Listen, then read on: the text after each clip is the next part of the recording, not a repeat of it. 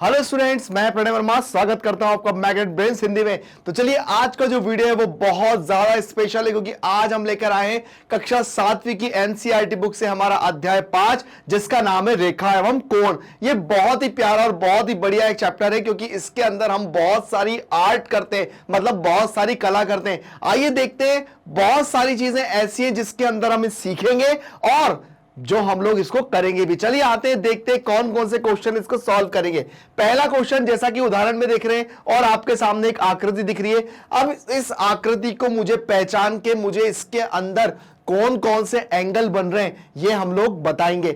जैसा कि मैंने इंट्रोडक्शन में आपको बताई था कि कौन कौन से एंगल क्या क्या कहलाते हैं और उनको कैसे कैसे बनाते हैं, ये सारा हम इंट्रोडक्शन के अंदर सीख चुके हैं। तो बस देरी किस बात की, यहां पर भी बस पहचानना है और उनको करना है। चलिए, यहां पर सबसे पहले क्या दिया हुआ है, यहां पर आपको सबसे पहले दिखा हुआ है आसन्न कोण को, आसन्न कोण के 5 युग्म बताइए। अब जैसे आप लोगों को मैंने बताया था आसन्न कोण क्या होता है। सबसे पहली बात, आसन्न कोण क्या होता है, जैसे मान के चलिए ये आपका एक कोण है, ठीक है, ये आपका एक कोण है और उसकी एक ये उभयनिष्ठ किरण है और ये उभयनिष्ठ बिंदु है। तो ध्यान रखना, आसन्न कोण के अंदर एक उभयनिष्ठ किरण और उभयनिष्ठ शीर्ष होना ही चाहिए। मतलब कहने का मतलब ये है, जैसे ये आपका ए है, ये ओ है, ये पी है, ये बी है, तो इसके अंदर ए ओ बी के अंदर आपके अंदर ओ पी जो है वो एक उभयनिष्ठ किरण है, एक उभयनिष्ठ रेखा है।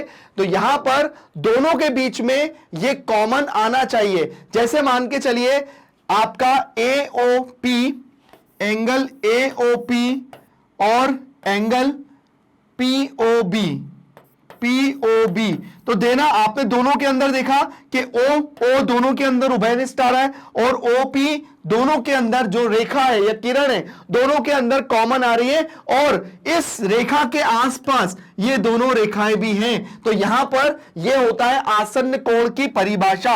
बिल्कुल ध्यान रखना, बिल्कुल भी कंफ्यूजन होने की बात नहीं है। आसन्न कोण के अंदर आपको क्या पहचानना है, आसन्न कोण के अंदर सबसे पहले जो भुजा होती है वो क्या होती है, दोनों के बीच में एक कॉमन उभयनिष्ठ होती है। तो एक उभयनिष्ठ किरण और एक उभयनिष्ठ शीर्ष होना जरूरी है, तभी वो आसन्न कोण कहलाएगा। तो यहां पर अब आपको इस डायग्राम में देखकर क्या क्या लग रहा है, इस डायग्राम के अंदर आपको कौन कौन से कोण हैं जो आसन्न कोणों के युग्म हैं। चलिए सबसे पहले मैं बात करता हूं ये वाले युग्म की, ये वाले आसन्न कोण की, ठीक है ना। अब इसके अंदर सबसे पहले क्या क्या बन रहा है, एओई, एंगल एओई,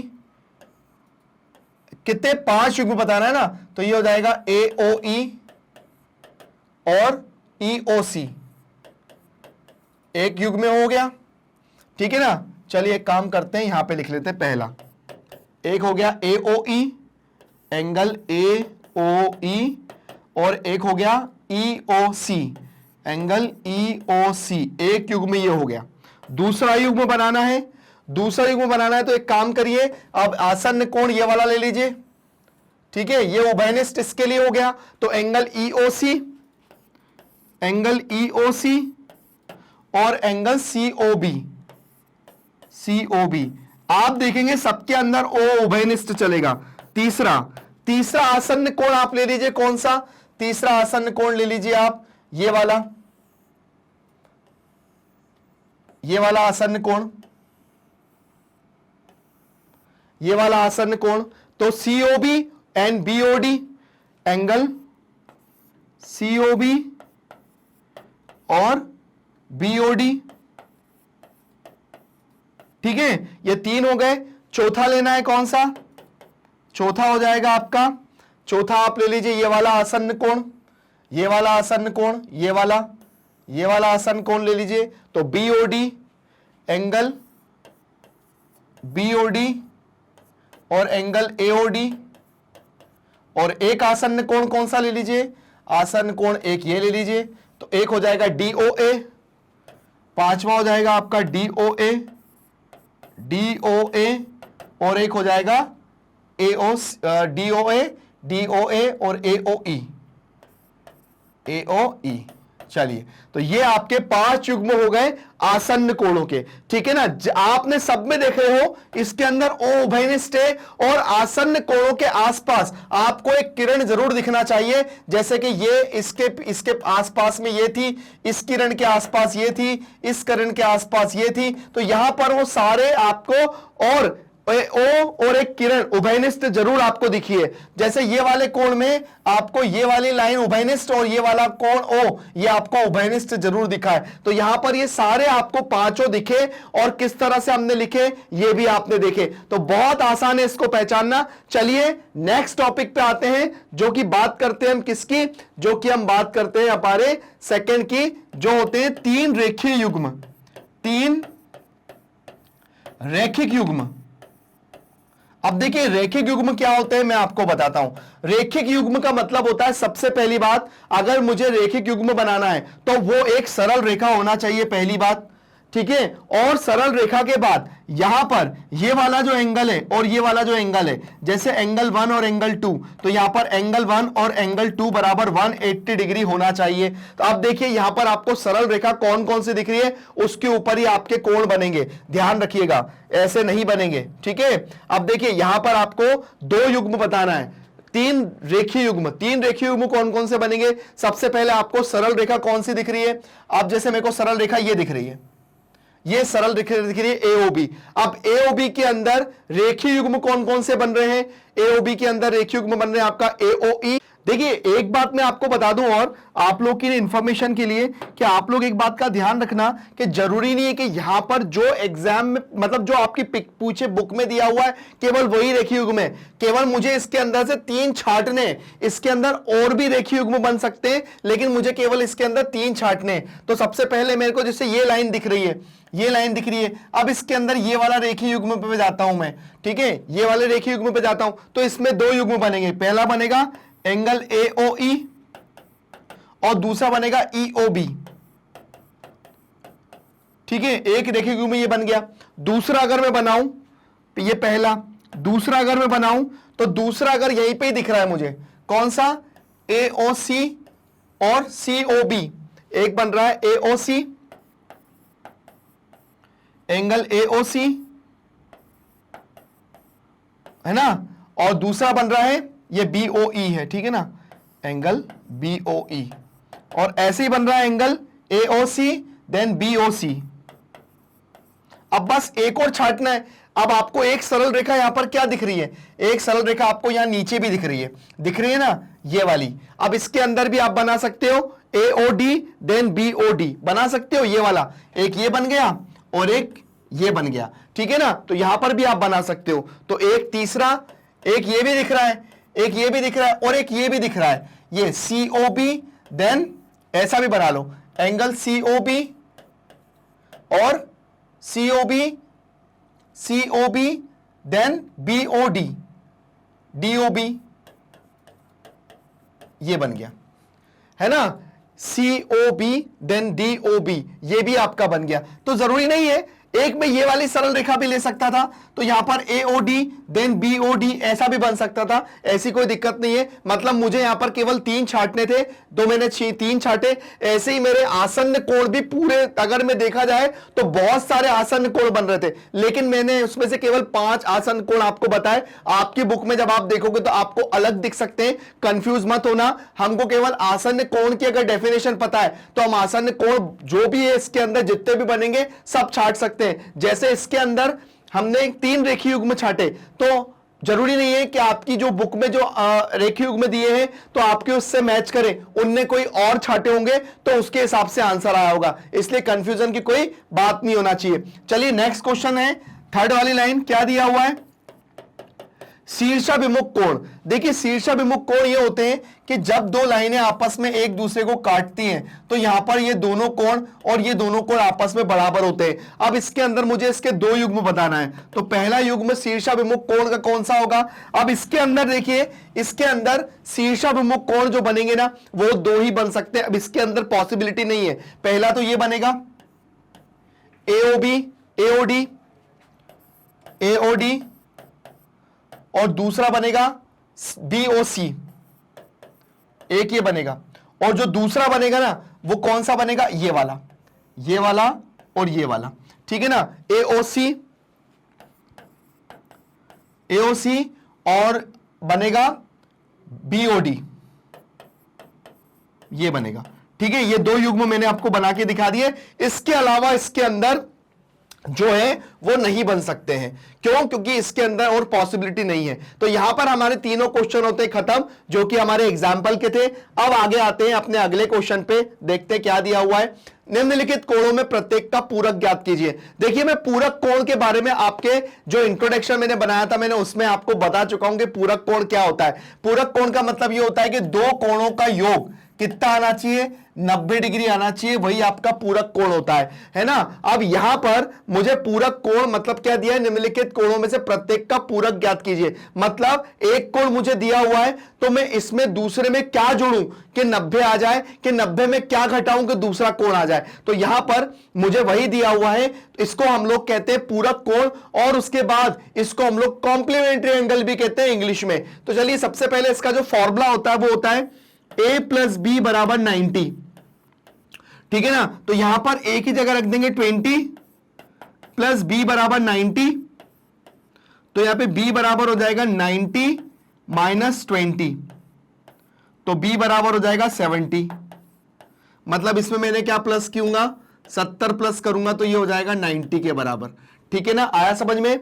अब उसके बाद जैसे ये दिया है A + B = 90, तो यहां पर 63 दिया हुआ है, तो 63 + B = 90 डिग्री, तो B बराबर कितना हो जाएगा, 90 डिग्री - 63, तो कितना हो जाएगा, 10 में से 3 गया 7 बचा, या हो गया 8, 8 में से 6 गया 2 बचा, तो 27 डिग्री हो गया। वैसे इसको करेंगे तो कितना हो जाएगा, A + B = 57, तो यहां 90 डिग्री, 90 डिग्री, तो यहां हो जाएगा A + 57 = 90 डिग्री, तो यहां हो जाएगा A = 90 - 57, ठीक है। 10 में से 7 गया 3 बचा, 8 में से 5 गया 3 बचा, तो यहां पर आ गया 33 A बराबर।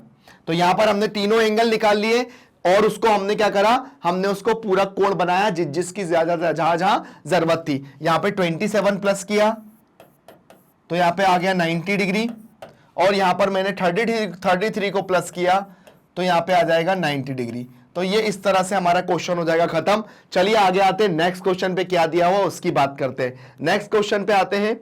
यहां पर दिया है निम्नलिखित कोणों में से प्रत्येक का संपूरक ज्ञात कीजिए। संपूरक का मतलब क्या होता है, संपूरक का मतलब होता है कि दो कोणों को अगर मैं जोड़ूं तो उनका योग 180 डिग्री होना चाहिए, जिसको कहते हैं सप्लीमेंट्री एंगल, ठीक है ना। तो चलिए, यहां पर दिया है A + B = 180, ठीक है। तो अब इसमें मैं क्या जोड़ूं, तो यहां पे करूंगा 105 = 180, तो A बराबर हो जाएगा 180 - 105, दोनों को माइनस कर देंगे, 180 में से 105 को, तो भाई 10 में से 5 गए 5 बचा, यहां बचा 75, तो यहां पे 75, मतलब इसमें मैं क्या ऐड करूंगा, इसमें मैं ऐड करूंगा 75, इसमें मैं 75 ऐड करूंगा तो मुझे मिल जाएगा 180, ठीक है। चलिए नेक्स्ट पे आते हैं। यहां दिया है A + B = 180, तो A + B मतलब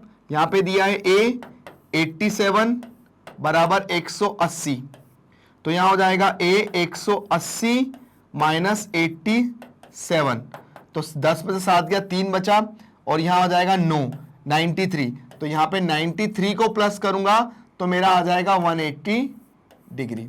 चलिए, अब यहां पर है अगला A + B = 180, तो A + 154 = 180, तो A बराबर हो जाएगा आपका 180 - 154, तो देखिए 180 और 154, तो 10 में से 4 गया 6 बचा, यहां हो गया 7, 7 में से 5 गया 2 बचेगा, तो यहां पर हो जाएगा 26।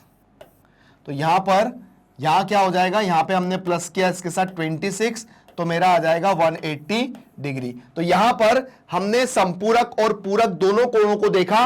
तो यहां पे संपूरक में हमने क्या प्लस किया कि 180 आ गया है, और पीछे हमने पूरक में क्या ऐड किया कि वो 90 डिग्री आ जाए। तो यहां पर दोनों क्वेश्चन खत्म होते हैं जो कि बहुत इजी थे, जो कि हमने खत्म किए। आगे आते हैं, देखते हैं हमारा क्वेश्चन क्या कहता है और हमें कौन कौन से क्वेश्चन सॉल्व करना है। चलिए आते हैं नेक्स्ट क्वेश्चन पे। यहां दिया है कोणों के निम्नलिखित युग्मों में से पूरक एवं संपूरक युग्मों को पृथक पृथक पहचानिए कीजिए। पहचान करना है मतलब मुझे इन दोनों को प्लस करना है। अगर जिसका प्लस 90 है तो मुझे बता देना है वो पूरक है, और जिनका प्लस 180 है तो मुझे सब बता देना है कि वो संपूरक है। चलिए पहले की बात करता हूं मैं। पहले की बात करता हूं, अगर मैं 65 को 115 से प्लस करता हूं, ठीक है, तो चलिए 115 और 65, तो ये 5 और 5 10 की जीरो हासिल गए, 6 और 1 7 और 1 8 और 180, कितना आ गया 180। इनका सम आया 180, तो भाई ये क्या है संपूरक है, संपूरक है।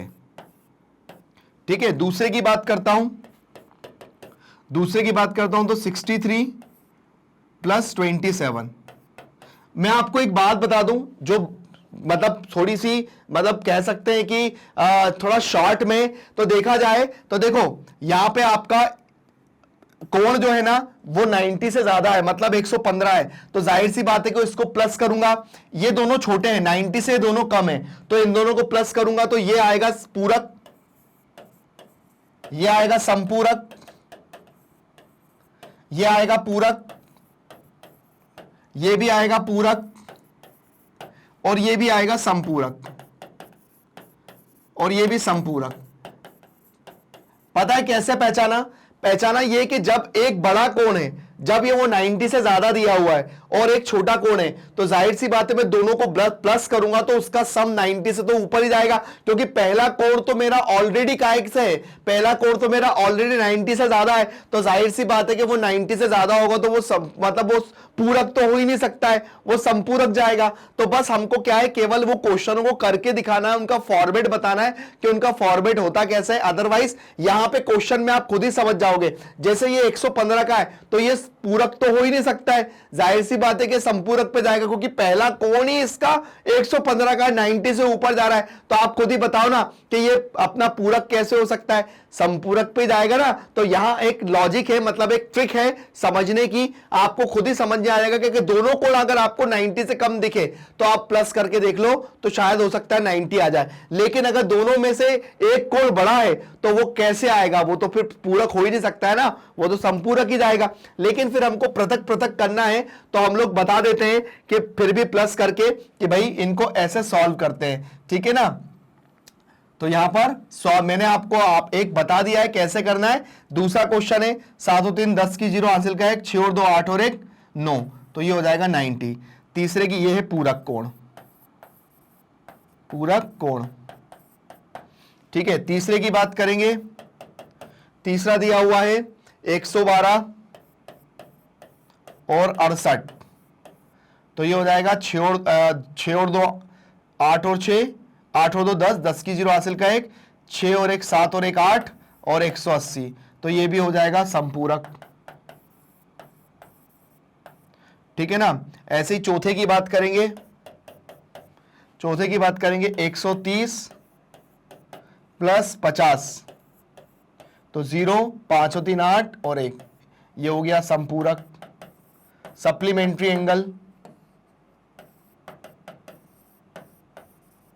ठीक है। पांचवे की बात करेंगे तो 45 प्लस 45, तो यहां हो गया 90, तो ये कौन सा हो गया पूरक, ठीक है। और जो छठे की बात करेंगे तो ये है 80 और ये भी हो जाएगा 80 प्लस 10, तो ये भी हो जाएगा 90, तो ये भी क्या हो जाएगा पूरक कोण।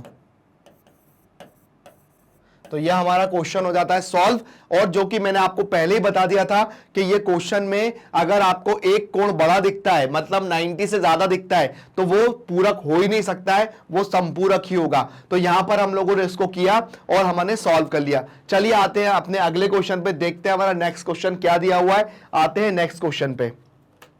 हमें दिया है ऐसा कोण ज्ञात कीजिए जो अपने पूरक के समान हो। ठीक है, हम लिखते हैं हल, माना ऐसा कोण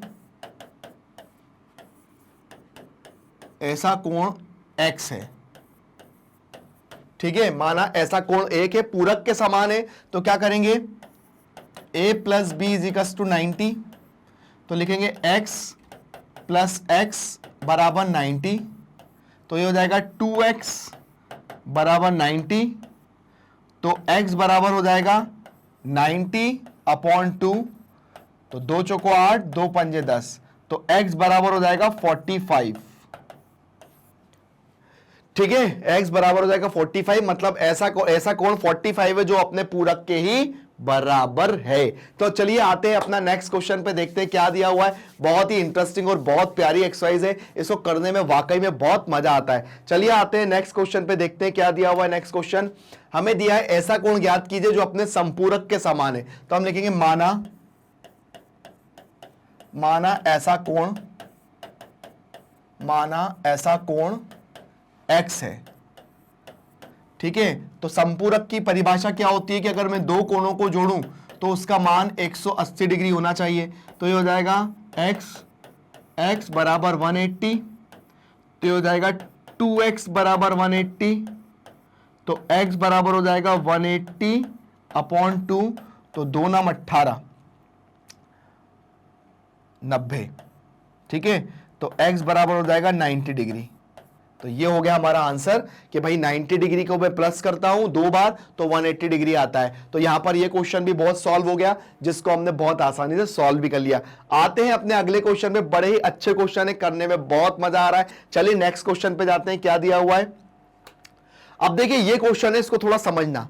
दी हुई आकृति 1 और 2 में संपूरक कोण है। ठीक है, 1 और 2 संपूरक कोण है, मतलब एक angle A plus angle 2 is equal to 180 degree. ठीक है, क्लियर आई बात समझ में, मतलब angle A plus angle 2 is equal to 180 degree. अब क्या बोला, यदि एक में कमी करती, अगर A में कमी की जाती है तो 2 में क्या परिवर्तन होगा, है ना। अब ताकि दोनों कोण फिर भी संपूरक ही रहे। देखिए सीधी सी बात है, अगर 1 और 2 बराबर 180 है, तो इनका कहने का मतलब यह है कि अगर एक में कमी की जाए, मतलब मान के चलिए फॉर एग्जांपल, मैं अब एग्जांपल बता रहा हूं, अगर ये दोनों 90-90 होते, अगर ये दोनों 90-90 होते तो ये 180 डिग्री होते। अब मुझसे बोला है, अगर मुझसे बोला है कि अगर मैं इसको क्या करूं, कम करूं, इसको मैं कम करूं, अगर जैसे मैंने इसको कर दिया 30, तो मुझे उसको कितना करना पड़ेगा, 150 करना पड़ेगा, तब भी वो संपूरक रहेंगे ना। मतलब अगर मैं इसमें कमी करता जाऊंगा तो इसको बढ़ाना पड़ेगा, है ना। अब जैसे मान के चलिए इसको मैंने 20 कर दिया, तो इसको मैंने 160 कर दिया, तब भी क्या है, संपूरक बने हुए ना। तो क्या है, क्या परिवर्तन होना ताकि दोनों कोण फिर भी संपूरक रहे, हम लिखेंगे, है ना, यदि एंगल ए में कमी की जाए, यदि एंगल ए में कमी की जाए तो हमें एंगल 2 को बढ़ाना पड़ेगा,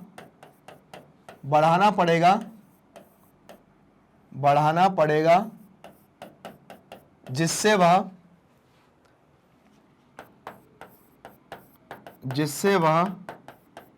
संपूरक बना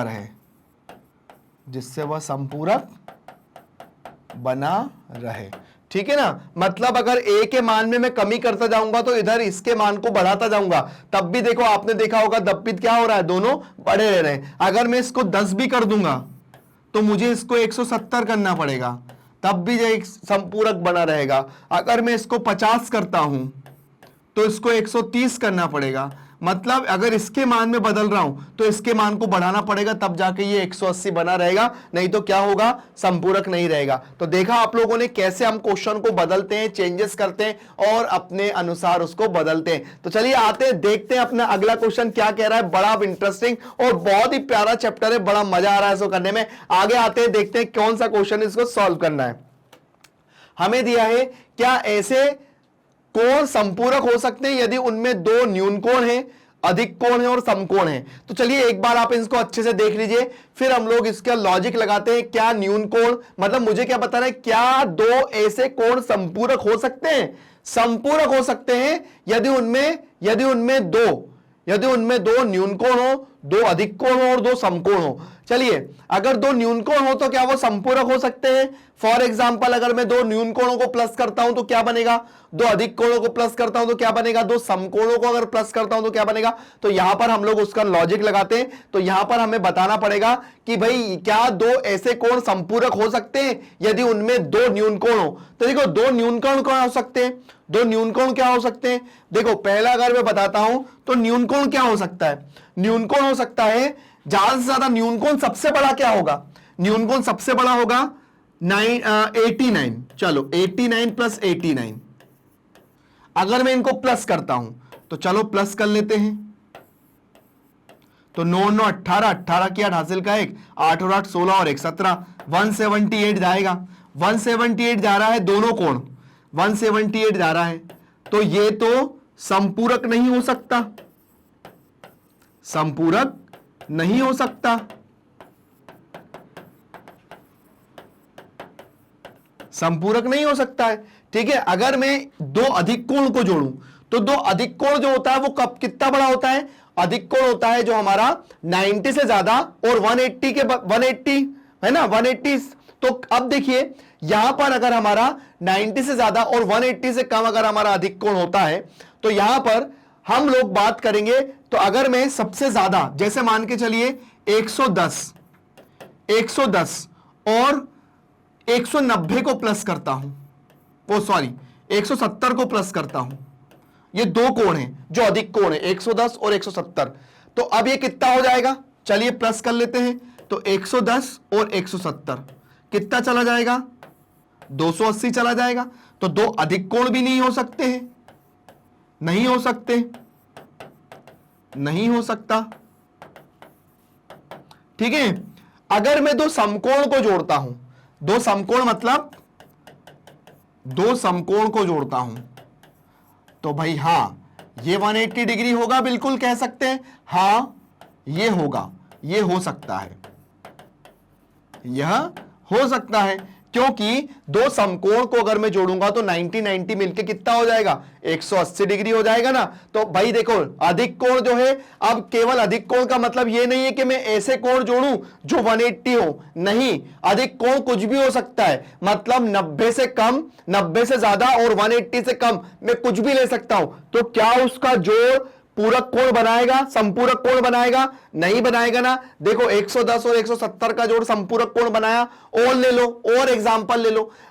ऐसे ही हमारा न्यून कोण जो है वो सबसे ज्यादा वो 89 का होता है, सबसे ज्यादा 89 का। अगर मैं इन दोनों को ही जोड़ दूं तो 178 है। तो आप दो न्यून कोण को चाहे कितना भी जोड़ दो, उनका सम 178 से कम ही आएगा। तो ये तो हो ही नहीं सकता है, ये भी नहीं हो सकता।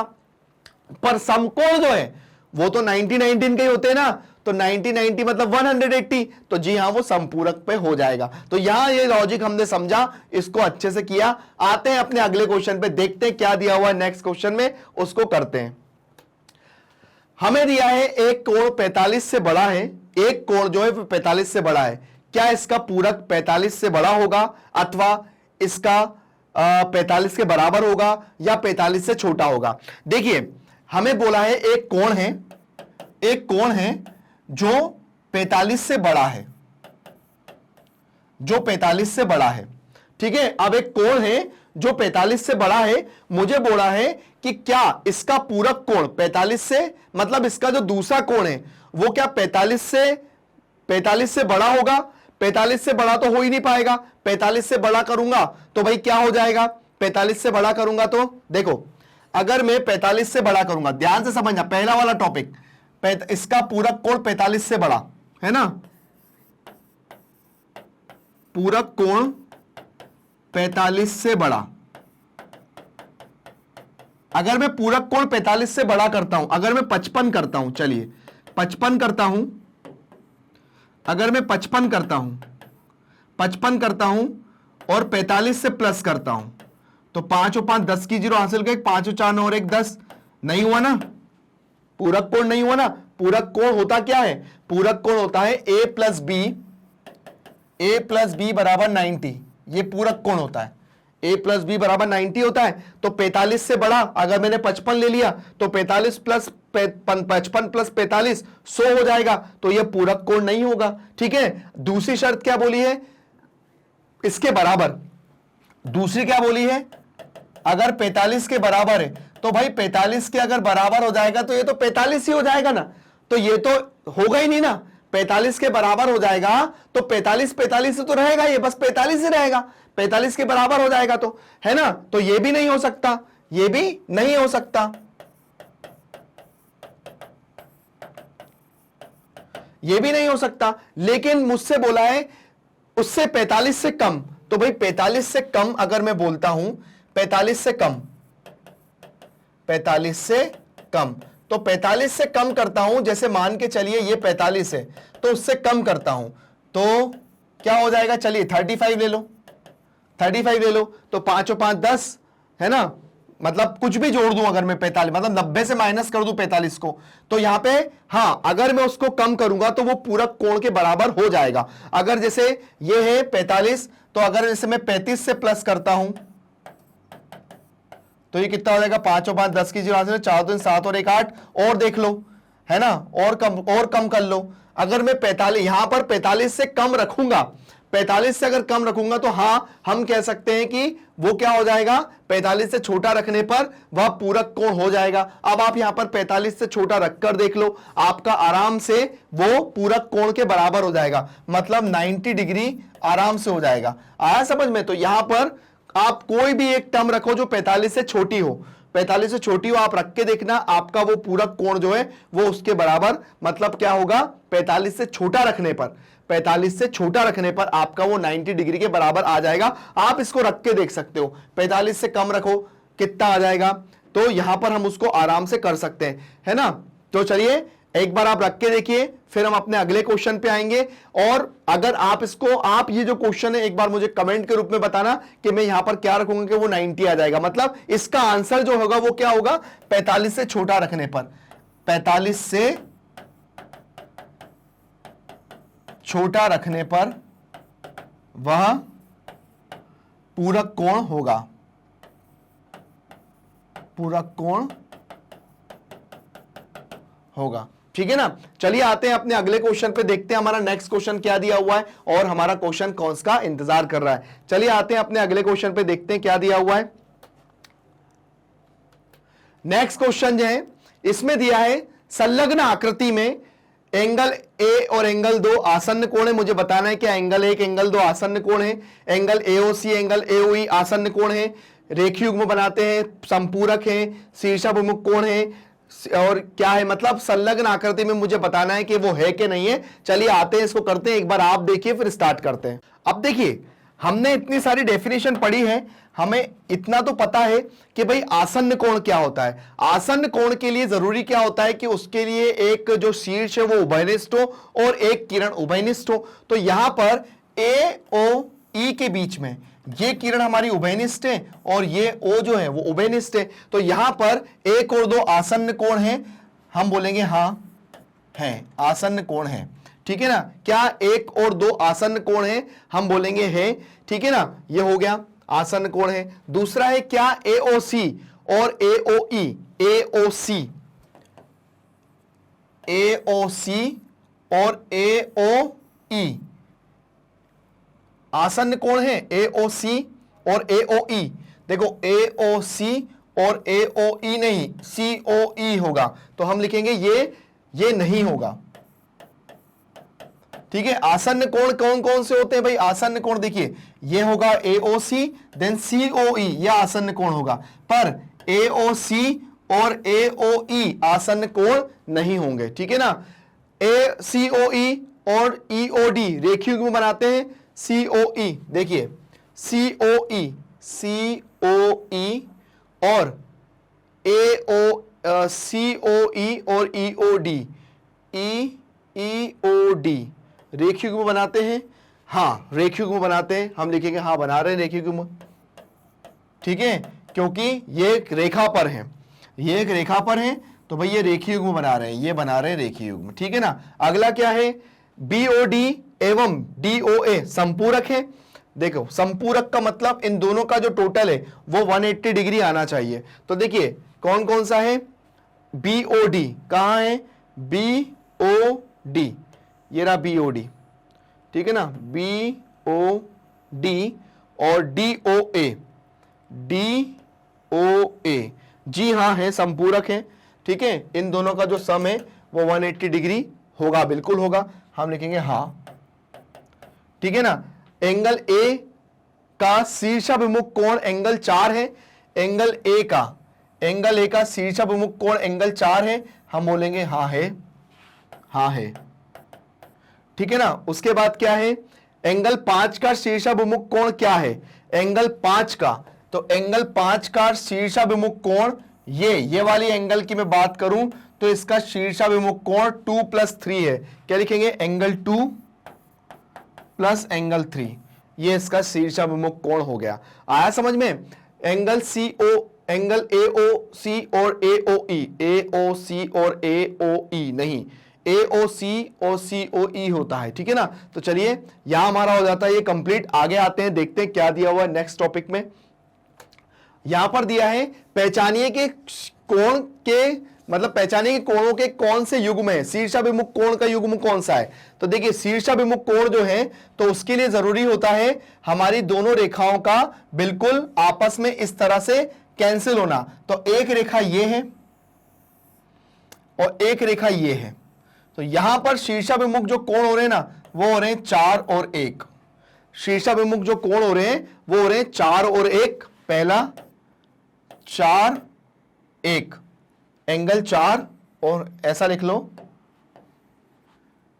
एंगल 4 और एंगल 1, ठीक है। दूसरा जो हो रहा है वो हो रहा है, देखिए एक ये रेखा है, ये रेखा ये है, एक ये है और एक ये है, ठीक है। 5 है, एंगल 5 है और एंगल 2 + एंगल 3 है, ठीक है, ये हो गया। उसके बाद रेखीय युग्म बनाना है। रेखीय युग्म का मतलब ये होता है कि रेखा, सबसे पहली बात ये रेखा, ये है मेरी रेखा। अब रेखा ये है, तो एक बन रहा है एंगल, युग्म बनाना है तो एंगल 5 और एंगल 1। देखो एक हो गया 5 और 1, और दूसरा अगर बताएंगे तो हो जाएगा 4 और 5। तो यहां पर हमने ये युग्म बताए और यहां पर ये रेखीय युग्म बताए, तो यहां हमारा हो जाता है क्वेश्चन खत्म। आगे आते हैं नेक्स्ट क्वेश्चन पे, देखते हैं क्या दिया हुआ है नेक्स्ट क्वेश्चन में। हमें दिया है निम्नलिखित आकृति में क्या एंगल 1 और एंगल 2 आसन्न है, कारण लिखिए। हम लिखेंगे उत्तर में लिखेंगे, उत्तर में लिखेंगे नहीं, एंगल 1 और एंगल 2, एंगल 1 और एंगल 2 आसन्न कोण नहीं है, आसन्न कोण नहीं है, क्योंकि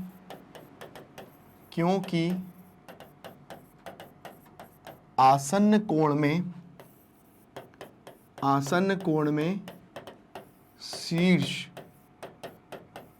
उभयनिष्ठ होता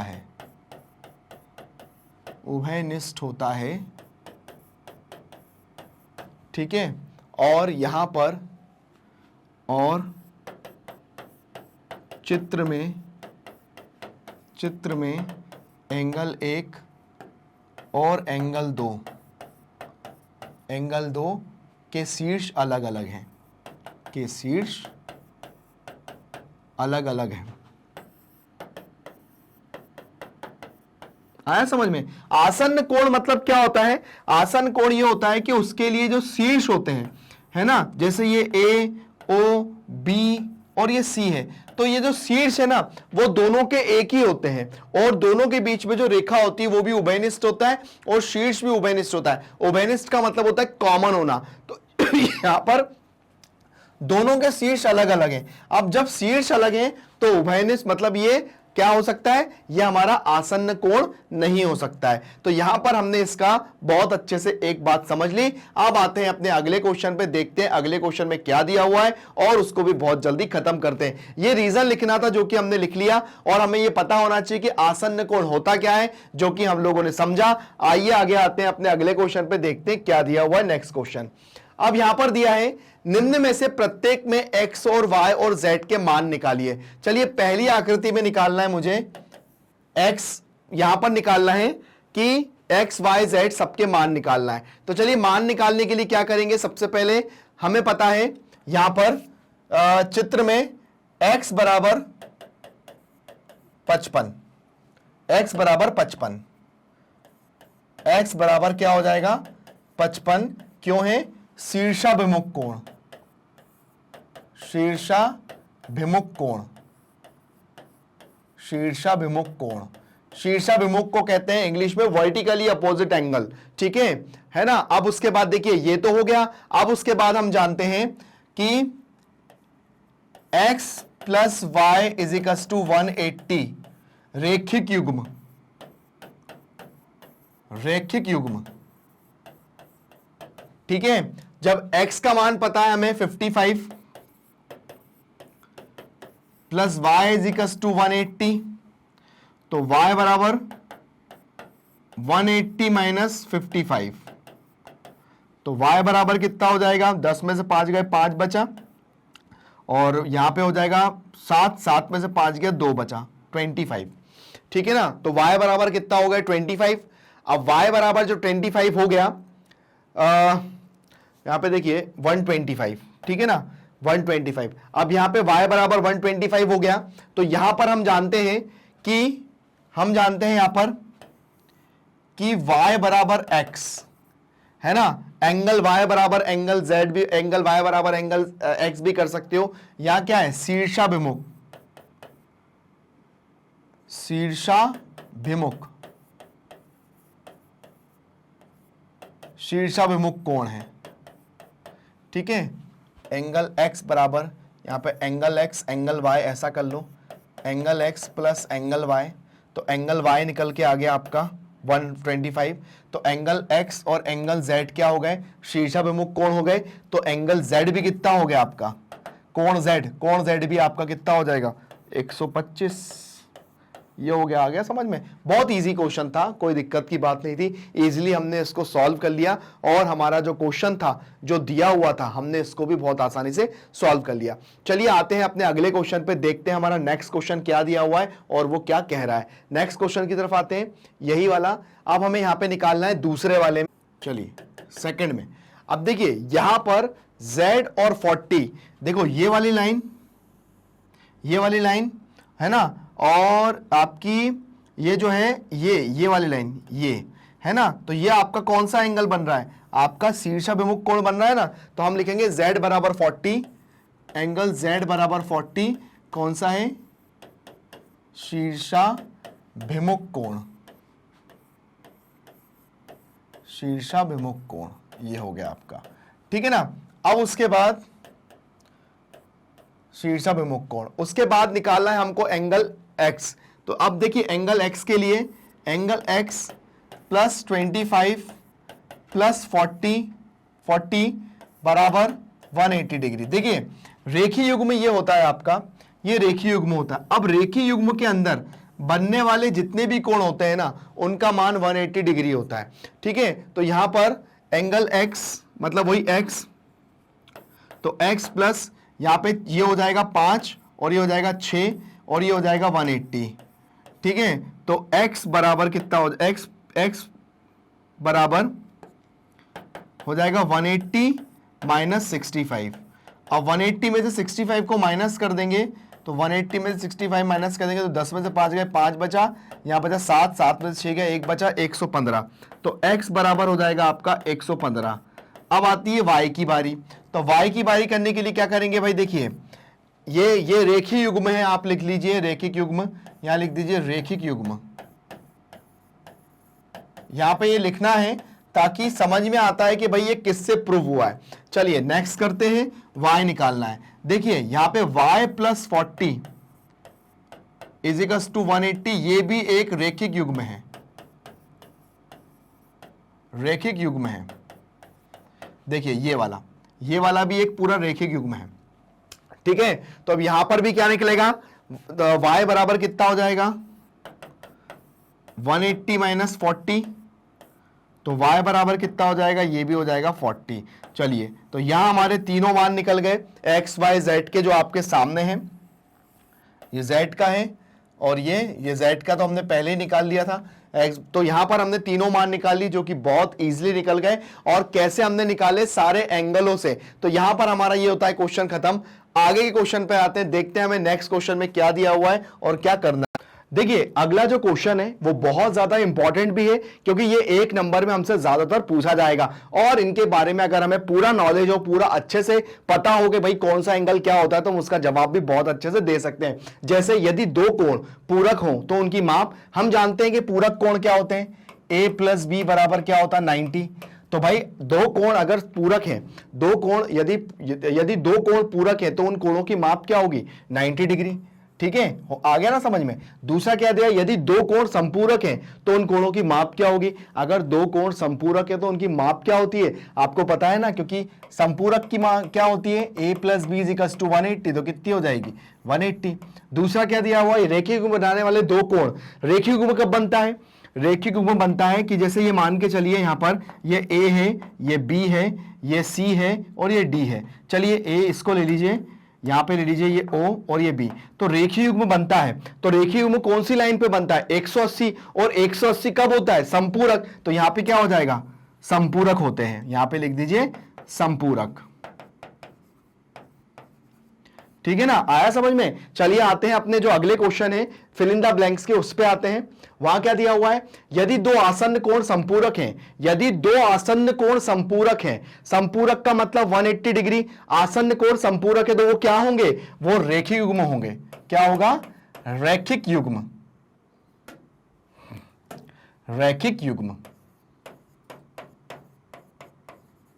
रैखिक युग्म। चलिए अगला क्या है, यदि 2 रेखाएं एक दूसरे को एक बिंदु पर प्रतिच्छेद करती हैं तो शीर्षाभिमुख कोण हमेशा क्या होते हैं। देखिए ये है आपका शीर्षाभिमुख कोण, ठीक है, ये आपका है शीर्षाभिमुख कोण, है ना, ये शीर्षाभिमुख कोण है। तो आपका ये जो है, ये अगर न्यून कोण है तो आपका ये जो है, ये दोनों जो कोण है वो क्या है आपके न्यून कोण है, तो वो क्या है बराबर है। तो यहां पे तो आ जाएगा बराबर, बराबर होते हैं शीर्षाभिमुख कोण, है ना। जैसे यहां पर एंगल 1 है और एंगल 2 है, तो एंगल 1 बराबर एंगल 2, ये था, ये तो यहां तो ये दिया हुआ है। लेकिन यहां यह दिया, यदि 2 रेखाएं एक दूसरे को प्रतिच्छेद करती हैं, यदि शीर्षाभिमुख कोण का एक युग्म न्यून कोण है, मतलब युग्म मतलब ये वाला कोण अगर न्यून कोण है, तो अगला युग्म, तो शीर्षाभिमुख कोण का दूसरा युग्म मतलब ये वाला युग्म आपको कैसा दिख रहा है, ये आपको अधिक कोण दिख रहा है ना, तो क्या हो जाएगा, यहां हो जाएगा अधिक कोण, यहां हो जाएगा अधिक कोण। तो यहां पर हमारे जो फिल इन द ब्लैंक्स हैं ये हमारे कंप्लीट हुए, और इनके लिए नॉलेज बहुत ज्यादा जरूरी है, क्योंकि अगर नॉलेज होगा तो ही आप इनको बहुत अच्छे से कर पाएंगे। चलिए आते हैं अपने अगले क्वेश्चन पे, देखते हैं क्या दिया हुआ है नेक्स्ट क्वेश्चन में। ये हमारी इस प्रश्नावली का अंतिम क्वेश्चन है और ये बहुत इंपॉर्टेंट भी है, इसको आप लोग ध्यान से देखिएगा। संलग्न आकृति में निम्नलिखित कोणों के युग्म को नाम दीजिए। शीर्षाभिमुख अधिक कोण, देखिए शीर्षाभिमुख अधिक कोण क्या होते हैं, और शीर्षाभिमुख भी होना चाहिए। देखिए यहां पर अधिक, ये जो शीर्षाभिमुख कोण है ना, यहां पर आपके 2 एक तो ये बन रहा है, लेकिन ये क्या है, ये अधिक कोण नहीं है, ये न्यून कोण है। यहां पर आपको अधिक कोण क्या दिख रहा है, अधिक कोण आपको ये दिखेगा, ये वाला, ये अधिक कोण दिखेगा। आया समझ में। वैसे ये जो बिंदु है ना, ये तो न्यून कोण बता रहा है, ये जो बिंदु है ना, ये तो न्यून कोण बता रहा है, लेकिन मेरे को क्या बताना है, मेरे को बताना है अधिक कोण। तो अधिक कोण क्या हो जाएगा यहां पर मेरा अधिक कोण हो जाएगा एंगल AOD और एंगल AOD और